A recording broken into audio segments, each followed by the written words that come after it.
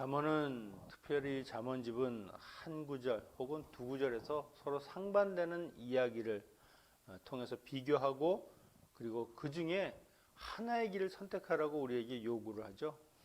마찬가지로 우리의 삶에 있어서도요, 두 가지 길이 있는데 그 중에 하나를 선택하며 살아야 하는 겁니다. 그 가운데 때로는 어느 것을 선택할까 갈등하기도 하고 혹은 잘못된 선택을 함으로 인해서 여러 가지 삶의 어려움을 겪기도 합니다. 하지만 그런 과정을 통해서 조금씩 하나님께 더 가까이 나아가게 되는 것이죠. 사람들이 잘 모르는 것이 있습니다. 바로 하나님이 원하시는 대로 선하고 정직하게 그리고 하나님의 뜻을 따라 사는 것이 손해보는 삶이라고 생각하는 겁니다. 그렇게 살다가는 다 빼앗기고 늘 가난한 자리에 앉게 된다라고 말하기도 합니다. 그래서 할 수 있는 한 좀 더 요령 있게 때로는 적당히 못 이기는 척 때로는 내가 할 수 없다고 포기하면서 좀 그렇게 살라고 이야기를 하죠. 그런데 그것은 의인의 삶이 주는 여러 가지 유익이 얼마나 많은지 그것을 잘 몰라서 하는 소리입니다.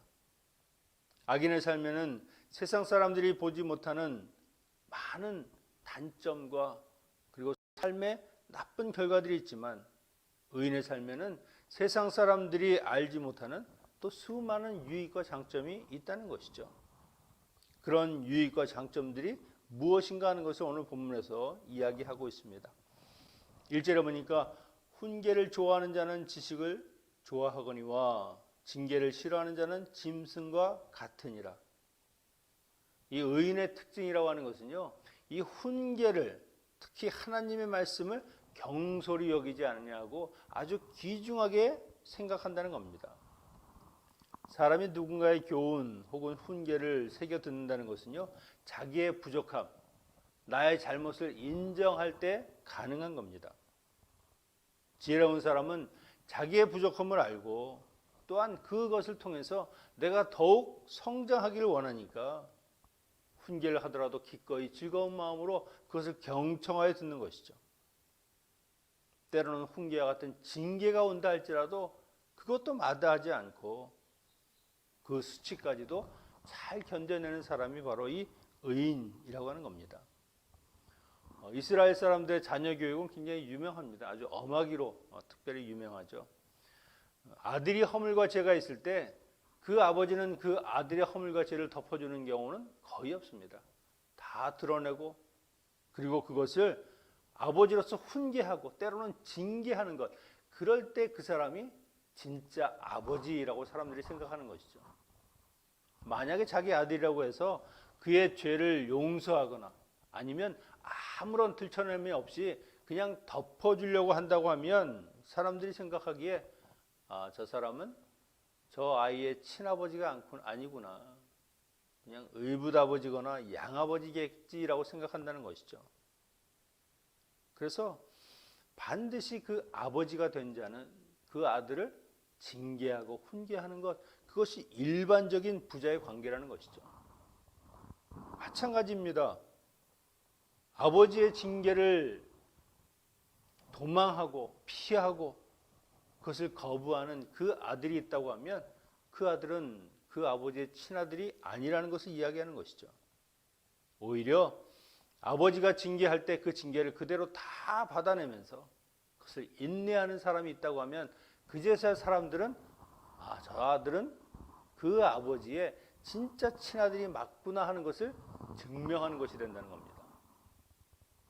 우리가 잘 알다시피 예수님께서는요, 그 하늘아버지의 징계를 하나도 피하지 않았습니다. 다 받아내시고 그래서 내가 하나님의 아들이다 하는 그 말씀을 그대로 증명하셨죠. 여러분, 우리의 삶에 이런 훈계나 징계가 있다고 하면 그것은 하나님이 나의 아버지가 맞다는 증거고요. 내가 정말 하나님의 아들, 하나님의 자녀라고 한다고 하면 그 징계를 그대로 받아내고 인내하면서 그렇게 이길 때 내가 하나님의 아들이라는 것이 증명이 되는 겁니다. 그래서 우리가 징계를 통해서 하나님의 뜻, 하나님의 의로우심이 무엇인지를 깨닫게 하는 것, 그것이 징계하시고 훈계하는 이유이죠. 하나님은 아버지이시기 때문에 하나님의 뜻에 어긋나거나 죄를 지었을 때 책망하기도 하고 때로는 매를 들어서라도 그 아들을 다시 고치고자 하는 겁니다. 하나님의 뜻대로 하나님의 말씀대로 살도록 하는 것이죠. 아무 상관없는 사이라고 하면 굳이 매를 들고 징계할 필요가 뭐 있습니까? 그것도 힘든 일인데 그냥 놔두고 자기가 알아서 살든지 말든지 그러다가 결국 심판을 받든지 그냥 방치하는 것이죠. 자녀를 징계하기 좋아하는 부모가 어디 있겠습니까? 그러나 그것을 하는 이유는 그 자녀를 사랑하기 때문에 정말 그 아버지의 사랑과 은혜를 깨닫고 하나님의 징계를 겸손히 받는 것, 그것이 바로 의인이 해야 될 것, 하나님의 자녀가 해야 될 일이라고 하는 것이죠.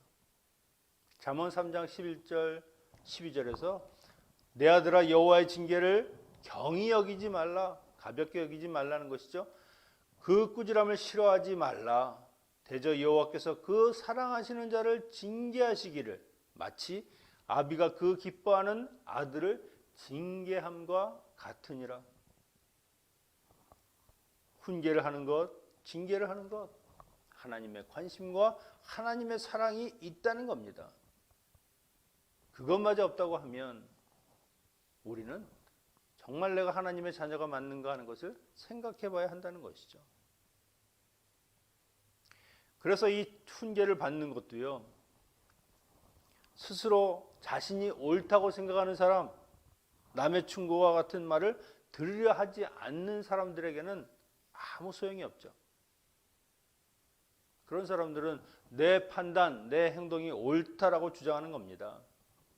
그래서 훈계받는 것을 거부하죠.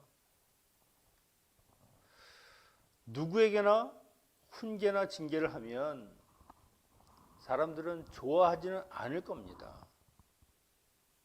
그것은 정말 하나님의 사랑, 그 부모의 사랑을 이해하지 못하고 받아들이지 않는 바로 이 짐승과 같다는 것이죠. 주인이 그렇게 가르치려고 하고 주인이 뭔가 좋은 것을 주려고 해도 마치 자기에게 해를 끼친다라고 생각해서 주인을 무는 그런 짐승과 똑같다고 하는 겁니다. 당장에는 고통과 아픔이 있을지라도 그것을 겸허히 받아들이는 사람, 그런 사람들에게는 분명히 하나님이 주시는 축복과 은혜가 있을 것이죠. 이것이 바로 하나님의 은총, 하나님의 긍휼하심이라고 하는 겁니다. 이렇게 하나님의 자녀로서 하나님이 하시는 일까지, 하나님의 징계까지도 달게 받아서 하나님의 말씀에 전적으로 순종하는 그 의인의 삶의 유익은 무엇입니까?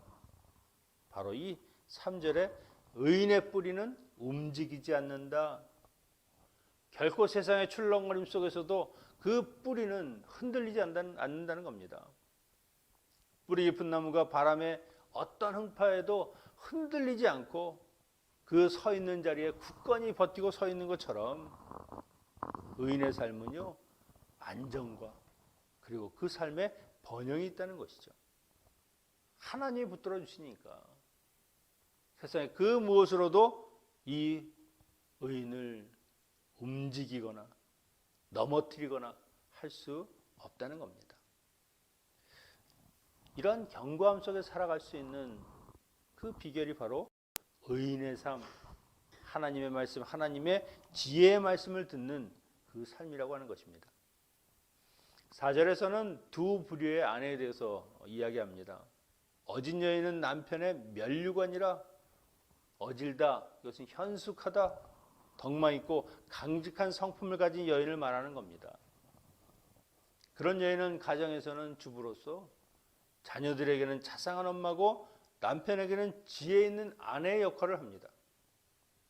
이런 여인은 그 행동으로 남편에게 면류관을 씌워준다. 이것은 남편에게 명예가 되고 영광이 되고 남편을 오히려 높은 자리에 올려주는 그런 삶을 살게 한다는 것이죠. 여러분, 많은 성공한 남자들 보면은요, 뭐 그 사람이 위대한 면도 있겠지만 그러나 대부분 그 뒤에서 그냥 말없이 수고와 헌신을 했던 수많은 아내들이 있습니다. 믿음의 사람들 중에서도 아내의 헌신과 섬김을 통해서 그 여인의 그런 모습이 하나님이 얼마나 우리를 사랑하시는가 하는 것을 깨닫게 하고 결국 이런 아내가 믿는 그 하나님이라고 하면 나도 믿어야 되는 것 아닌가.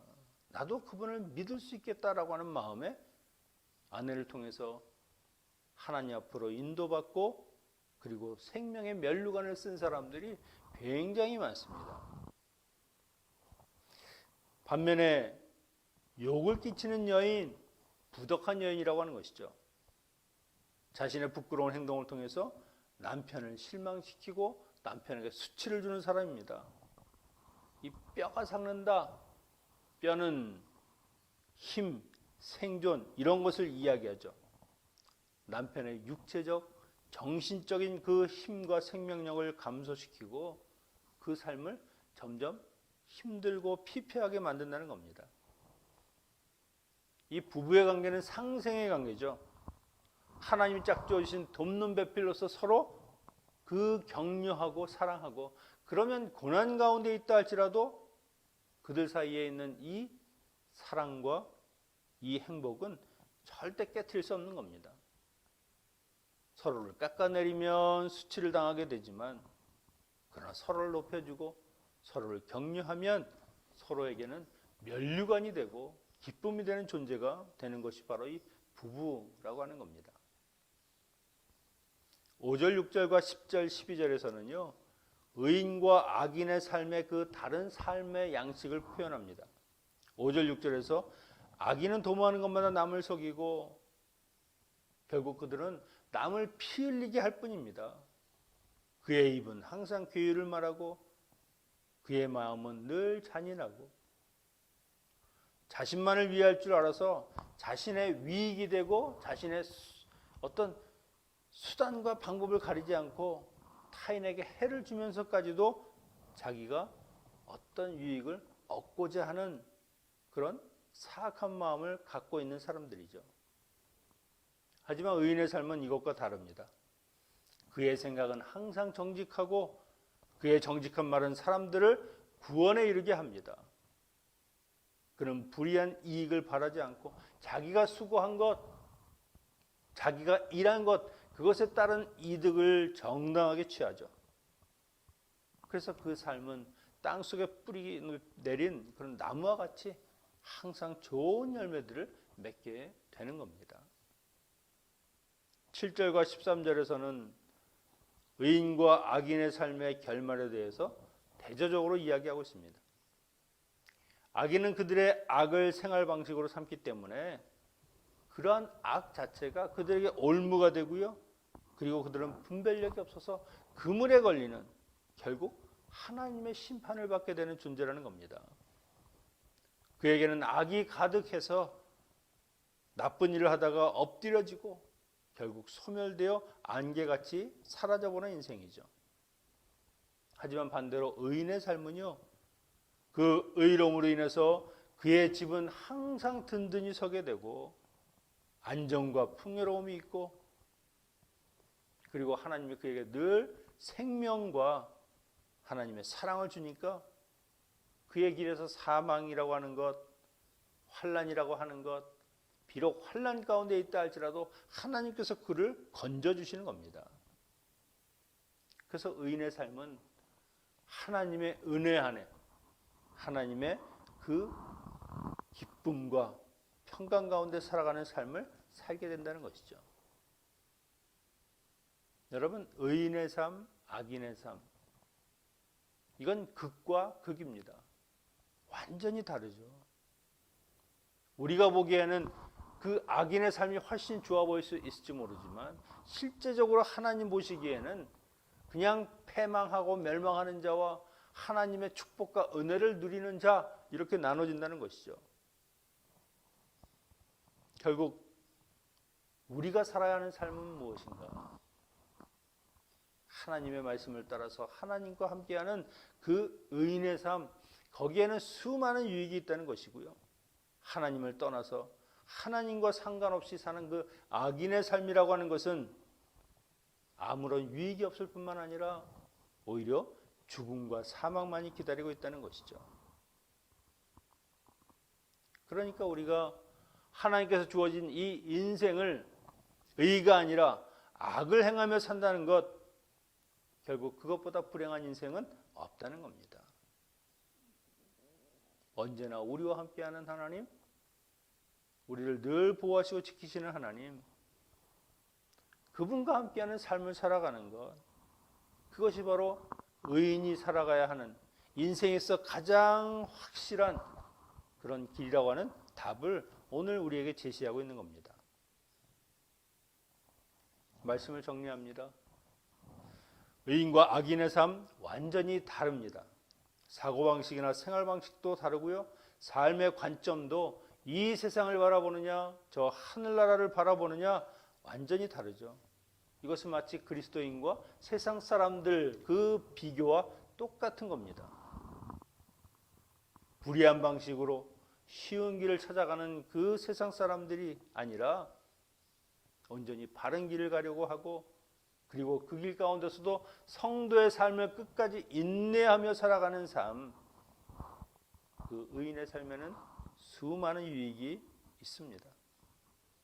그래서 우리의 삶은 세상 사람들과는 구별되는 삶이고요, 거룩하고 의로운 삶을 살아가는 것입니다. 하나님 우리에게 요구하시는 것이 그것이죠. 그래서 하나님의 훈계, 하나님의 징계를 즐겨 듣고 받으며 끝까지 지켜내시기를 축원합니다. 기도하겠습니다. 아버지 하나님, 예수 그리스도를 통해서 저희들을 하나님의 자녀 삼아 주시고 거룩한 하나님의 백성 되게 하심을 감사합니다. 우리가 가는 이 길이 세상 사람들 보기에는 별로 의미가 없는 것처럼 보일 수 있지만, 그러나 하나님의 자녀로서 하나님과 함께하는 이 길만이 우리에게 생명의 길이고 우리에게 복된 길임을 믿고 세상의 어떤 것에도 흔들림과 요동치 아니하고 하나님을 바라보며 살아가는 의인의 삶을 살게 하여 주시옵소서. 때로는 우리가 가는 이 길이 고난이 있고 역경이 있고 삶에 어려움이 있다 할지라도, 그러나 하나님이 함께 하시기에 능히 이 모든 일을 이겨낼 수 있음을 믿고 주님 따라가는 삶이 되게 하여 주시옵소서. 또한 김영선 권사님을 먼저 하나님의 품에 떠나보낸 유가족들이 있습니다. 주님이 위로하시고 하늘의 소망과 또 부활의 그 소망을 가지고 온전히 하나님 바라보며 살아갈 수 있는 주의 백성들 되게 하여 주시고, 하나님이 하늘의 귀한 곳으로 그들을 위로하시고 하나님이 세워 주시옵소서. 모든 장래 일정 하나님이 친히 역사하셔서 하나님의 은혜와 사랑이 함께하는 복된 시간이 되게 하여 주시옵소서. 예수님의 이름으로 기도하옵나이다.